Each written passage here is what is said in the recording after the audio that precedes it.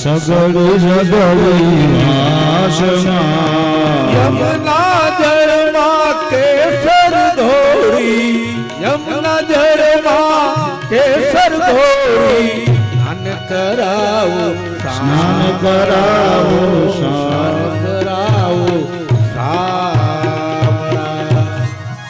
લાલાને સુંદર મજાનું લલનજી મહારાજને સ્નાન કરાવ્યું છે. તમે વૈષ્ણવના ઘરે કોઈક દિવસ જાજો, ઠાકોરજી મહારાજની હવેલીની અંદર જાજો ને કોઈક દિવસ દર્શન કરજો. કેટલો આનંદ આવે.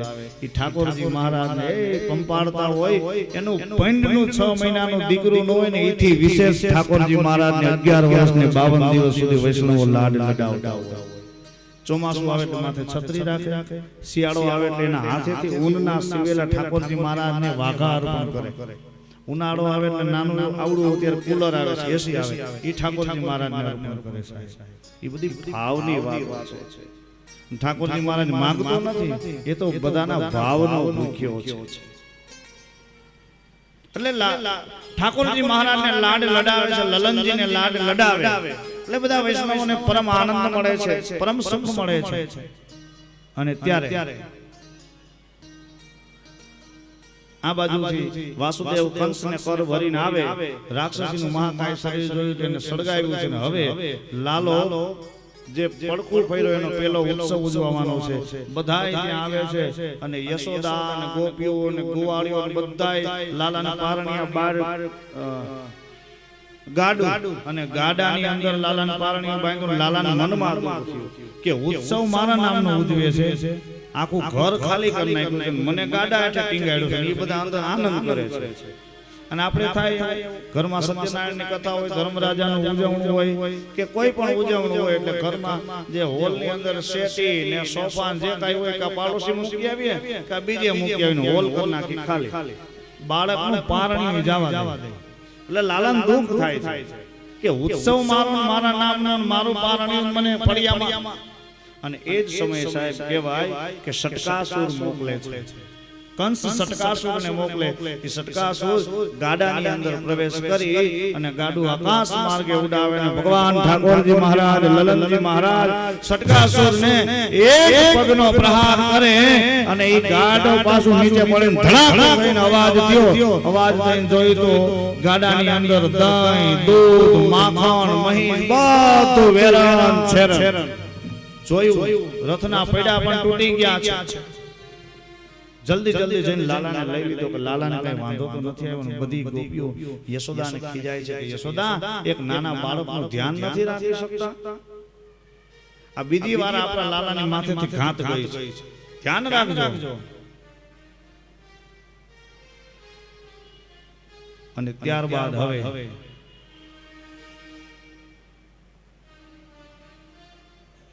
નંદ બાબાના કુળગોર જેનું નામ છે ગર્ગાચાર્ય મહારાજ, ગર્ગાચાર્યજી પધારે છે. અને ગર્ગાચાર્ય પધારે બે ભાઈના નામકરણ વિધિ કરે છે. મોટાનું નામ બલભદ્ર રાખે છે, નાનાનું નામ રાખતા પહેલા માં યશોદા કે જલ્દી કયો મારા લાલાનું નામ શું? તો કીધું કે મૈયા એક હોય તો કહો, આના તો હજારો નામ છે, પણ કેવા હજાર એટલે શું? ત્યારે ગર્ગાચાર્ય મહારાજે કહ્યું કે માં સાંભળ, આ તારો લાલો જેવા જેવા કામ કરશે ને એવા એવા એના નામ પડશે. ગાયું ચરાવશે તો ગોપાલ કહેવાશે, રણ છોડશે તો રણછોડ બનશે, દામણેથી બંધાહે તો દામોદર કહેવાશે, અને નટખટ એટલે તોફાન કરશે તો આનું નામ નટવર પડશે. માં એક નથી, આના તો હજારો નામ છે. આપણે કહીએ ને હરિ તારા નામ છે હજાર, હવે કયા નામે મારે લખવી કંકોત્રી? બસ બીજું થોડુંક જોઈ દે એટલે માને પેલી ઈચ્છા પૂછવાનું થાય કે મારા દીકરાને વહુ કેવી હશે, કે માં ઈ રેવા દેજો. ના કયો તો ખરા, ના ઈ માં ન સાંભળવામાં 9 ગુણ છે, પણ કહો તો ખરા. અને ત્યારે કીધું કે માં એક હોય તો કહો, આને તો 16,108 પટરાણીનો રાજા થવાનો છે. માં યશોદા બેસુધ થઈ ગયા. ગર્ગાચાર્ય કુળગોરો છે, કુળગોરને કઈ કહેવાય તો નહીં અને જૂઠું પણ ન બોલે. તો કે બીજું તો કે તમારો દીકરો સોનાની નગરીનો રાજા થવાનો છે ને સાહેબ. ઈ વાત માં યશોદાને ઘૂંટડો ગળે ઉતર્યો ને બહુ આનંદ થયો. ગર્ગાચાર્ય મહારાજ જવાની તૈયારી કરે, ગાયોના દાન આપ્યા, વસ્ત્રના દાન આપ્યા, ગાયો વસ્ત્રના દાન આપીને કહ્યું કે બાપજી આજે ગૌશાળાની અંદર અમારા આંગણે અમારો સિદ્ધાંતથી તમે પ્રસાદ બનાવો અને તમે પ્રસાદ બનાવો ને અમે જઈ. કારણ કે આગળના સમયની અંદર અમે સાધુ બ્રાહ્મણો કોઈના આંગણે જાય એટલે કાચો સીધો આપે એટલે અમે ચૂરમાના લાડવા બનાવીને ઘરના યજમાનો જમતા.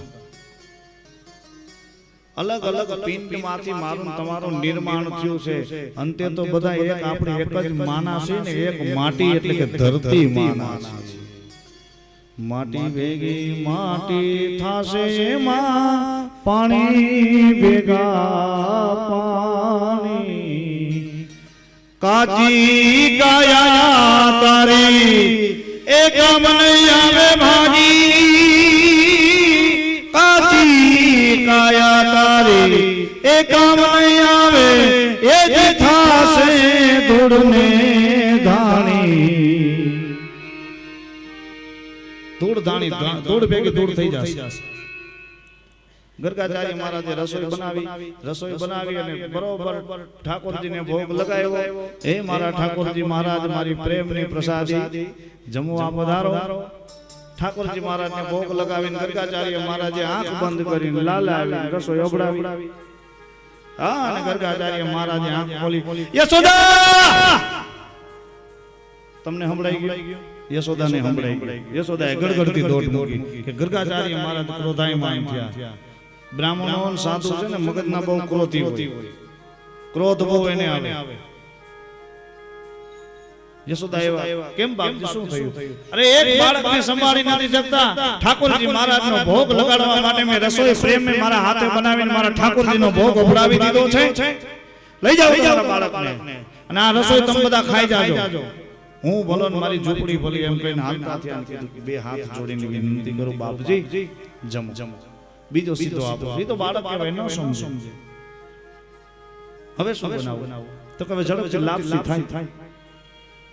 લાપસી નું આંદણ મૂકીને ફટાફટ લાપસી બનાવી અને યમુનાની અંદર સ્નાન કરી આવ્યા. આંખો બંધ કરી, હે મારા હે જમવા પધારો નંદલાલ રે મારા પ્રેમની થાળી.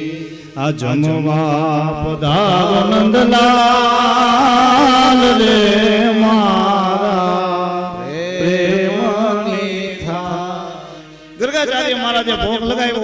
ભોગ લગાવીને ઓલાએ ગડગડતી દોટ મૂકી. ગડગડતી દોટ મૂકી. પાછી આંખો ખોલીને પાછા ખીજાણા. યશોદા હવે આ બધી રસોઈ તમે ખાઈ જાઓ, મારે ખાવું નથી. અને હવે 1:30 વાગ્યાનો સમય. હવે કદાચ તમે કાચો સીધો દ્યો તો હું કઈ ખાધા ભેગો થાવ. લઈ જાઓ તમારી રસોઈ, તમારા લાલાને સંભાળો. એક નાનું એવું બાળક નથી સંભાળી શકતા. એમ કરીને ગરગાચાર્ય મહારાજને ક્રોધ ને યશોદા દી ગયા. બાપજી છેલ્લી વાર હવે મારા લાલાને હું અહીંથી લઈ જ જાઉં છું. કોઈ વાંધો નહીં. લાલાના તોફાન વધ્યા. દહીં, દૂધ, માખણના માટ બધા ઢોળીને ઢગલા કરે. લાલાને દામણેથી બાંધ્યો. લાલાને દામણેથી બાંધ્યો છે. અને ખાંડણીયા વચ્ચે, ખાંડણીયું વજન હોય એટલે ખાંડણીયા દામણેથી બાંધી દીધો. પણ કોઈ રીતે દામણા બે છેડા ભેગા જ ન થાય. આ કૃષ્ણની માયા છે. કોઈ રીતે બે છેડા ભેગા જ ન થાય. માં થાકી ગઈ એટલે કનૈયાને એમ થયું હવે માં થાકી જશે એટલે પાછી એની લીલા સંકેલી લીધી. દામણેથી બાંધ્યો અને અહીંયા ગરગાચાર્ય મહારાજ પોતાની રસોઈ બનાવે છે. અને અહીંયા કૃષ્ણ પરમાત્મા દામણેથી બાંધ્યો પણ કનૈયો તો આટા મારી રાખે. વાહે ખાંડણીયું ખેંચાતું આવે છે ને એના ફળિયાની અંદર બે વૃક્ષો ઊભા છે. એ પોતાનો ઉદ્ધાર કરવા માટે આવ્યા છે. એ બે વૃક્ષની વચ્ચે ખાંડણીયું અટવાઈ જાય અને લાલો ખાંડણીયામાંથી છોડાવવાની તૈયારી કરીને અહીંયા ગરગાચાર્ય મહારાજે ખીરનો પ્રસાદ બનાવ્યો. હે મારા ઠાકોરજી મહારાજ એકાન ચડ્યા કદમને જા હેઠા તમે ઉતરો ને એ માતા જશોદા જુએ તારી વાત હેઠા ઉતરો ને. ઠાકોરજી મહારાજને ભોગ લગાવ્યો અને કનૈયાને ભોગ લગાવ્યો અને અહીંયા કનૈયાએ જોર કર્યું અને ફળિયામાં જે ખાંડણીઓ હતો એ ખાંડણીયાને ખીચ્યું અને જે વૃક્ષો છે મહાકાય વૃક્ષો ધરાશાય થઈને પડ્યા અને એમાંથી બે પુરુષ પ્રગટ થયા અને કૃષ્ણ પરમાત્માના ચરણે પડ્યા અને કૃષ્ણ પરમાત્માએ 3 જન્મનો એનો ઉદ્ધાર કર્યો છે. દોડ્યા ગડગડતી દોડ મૂકી ગર્ગાચાર્ય મહારાજે નક્કી કર્યું કે હવે તો અભડાવાનો હતો પણ જોયું પેલા નજરમાં ના છે તો નહીં આંખો બંધ કરીને ઠાકોરજીને ભોગ લગાવ્યો પણ એક અડધી આંખ ઝાંઝી માંઝી બંધ કરી એમાં ખબર પડે ને ઝાંઝું માંઝું આપણને ત્યાં હોતું છે પણ મીંજરું થઈને જોતું હોય. હા આપણને ત્યાં હોતું છે પણ એ ઝાંઝું માંઝું જોતા હોય સવારે ખોટું બોલે આપણે એમ કે તમે હોઈ ગયા હતા ભલે હું હોઈ ગયો પણ મને બધી ખબર હોય નિંદરમાં તમે શું કરતા હતા. જાંજુ માંજુ કઈને જોવે ને આ બાજુ ઈ લાલો ખીરમાં હાથ નાખે અને ખીરનો લોંદો હાથમાં લીધો અને મોઢામાં મૂકવાની તૈયારી આચાર્ય મહારાજે હાથ પકડે ઉભો રે 2 વાર મારી રસોઈ અબડાવી છે ત્રીજી વાર તો તને રસોઈ નહીં જ અબડાવવા દઉં. લાવ મારી રસોઈ મૂકી દે મુકાવી દીધી. પણ આ તો કનૈયો છે પાછા તોફાન કર્યા પાછા લાડ કર્યા. ઈ કે તમને એમ હોય કે તમારી રસોઈ નથી અપનાણી તો કે નથી અપનાણી હું જોતો તો ઝાંઝી માંઝી આંખે તે હજી હાથ અહીંયા પહોંચ્યો ને તમે હાથ ખેંચી લીધો. હવે કનૈયો માયાની શરૂઆત કરે છે. પેલી માયા કરે છે. માયા કરીને શું કે ખબર છે ગર્ગાચાર્ય મહારાજ તમારું માનું સદંતર જૂઠું છે. કા મેં તમારી રસોઈ ખાધી છે બોલો. અરે મેં જોયું છે ને તને પકડી લીધો નથી ખાધી મેં ખાઈ લીધી છે એમ કરીને ખોટું ખોટું મોઢું હલાવવા માંડ્યો. ગર્ગાચાર્ય મહારાજને વિશ્વાસ ન બેઠો ને કીધું કે તારા મોઢું દેખાડતો અને લાલાએ મુખ ખોલ્યું અને ગર્ગાચાર્ય મહારાજને 14 બ્રહ્માંડના દર્શન કરાવી દીધા અને ખબર પડી કે આ તો સ્વયં નારાયણ પોતે છે. સ્વયં નારાયણ પોતે છે. અને ત્યારે કીધું કે તમે જ્યારે જ્યારે બોલાવો તો પછી મારે આવવું નહીં. કે વાત સાચી છે ભગવાન તમારી. લાલાને ખોળામાં બેહાડીને ગર્ગાચાર્ય મહારાજ ખીર ખવડાવી માં યશોદા કામ કરતા કરતા નીકળ્યા ને આવ્યા. ગર્ગાચાર્ય મહારાજને કે દાદા તમે એમ છો કેમ કે હમણાં મારી પર ક્રોધ કરતા હતા અને અત્યારે તમે તમારા હાથે જ મારા લાલાને રસોઈ જમાડો છો. તો કે એ બાળક છે ને બાળક ન સમજે. લાલો મનમાં કે ચમત્કાર વિના નમસ્કાર નથી માં. અને 14 બ્રહ્માંડ નું દર્શન કરાવ્યું ત્યારે એના હાથે મને ખીર જમાડે છે. લાલા આવ્યા તોફાનો વધે ને હવે લાલો 4 પગે હાલવામાંથી હવે ડગમગ ઉભો રહ્યો છે. અને બાળક કાલી કેલી ભાષા બોલતો આપણને કેટલું વાલું લાગે. આપણને મજા જ આવે. આપણે જાણી જોઈને એની પાસે બોલાવીએ અને એને બોલાવવા માટે આપણે પણ એના જેવડા બાળક થવું પડે તો જ આપણે એની ભાષા સમજી શકીએ. બાળક એમ કે મારે ભૂ પીવું છે એટલે આપણે એમ કે ઉપર બેટા હમણાં તારા માટે ભૂ ભરી આવું. નકર તમને ખબર જ છે કે પાણી જ કહેવાય પણ બાળકની હારે બાળક થવું જ પડે. હા બેટા ઉપર હમણાં ભૂ ભરી આવું. એ બાળક ખોળામાં બેઠો હોય પાણી તમે કે લે બેટા ભૂ પી લે. એ બાળકની ભાષા અત્યારે જ સારી લાગે. હવે 60 વર્ષે ખાટલામાં કે મન ભૂ ભૂ થઈ જાય કેવું લાગે. એ બાળકને જે શોભતું એ જ બાલ્ય અવસ્થામાં શોભે. અને આપણે ગઈઢા થાય તો કંઈક શીખવાનો પ્રયત્ન કરતા હોય ઘણા કહેતા હોય મારે 2 કીર્તન શીખવા છે. એમ ન શીખાય. પાકા ઘડે કાંઠા ન સડે. એ બધું નાનપણની અંદર જે છે ને દાદા આ માટીનો પિંડો હોય ને ત્યાં જ આકાર આપ્યો હોય ને એ જ આકાર થાય.